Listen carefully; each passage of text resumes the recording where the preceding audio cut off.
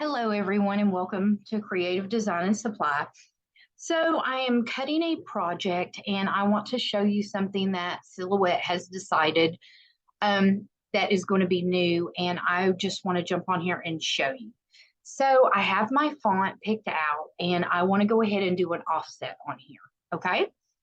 So, you can either right click and go to offset, or I actually have it up here. Okay. So, I'm going to click the word and I'm going to do an offset. It doesn't matter how you want to do it. And then you press apply. Okay, so I have this. You want to go ahead and whoops, Control Z if you mess up. And you are going to want to group these so that way you turn it around that way. So now here is the trick. When you go to send, okay, your simple line usually cuts everything. But now it has chose to just cut line. I am working with something that it cannot be layered.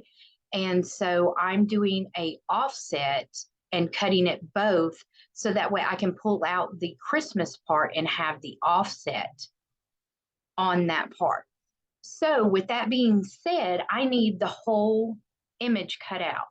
So how you do that is usually you have simple, then you have line, and then you have, your color.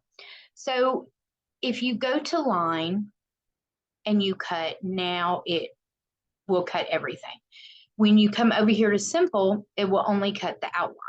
I just want to save some people time doing all these great Christmas crafts and everything. I wanted to come on here and show that.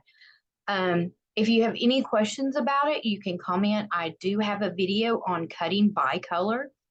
And that helps a lot. That way you're not moving your project around and you can just cut by color from there. I hope that helps someone. If you have any questions, comment below and I will be glad to help you. Thanks. Have a great day.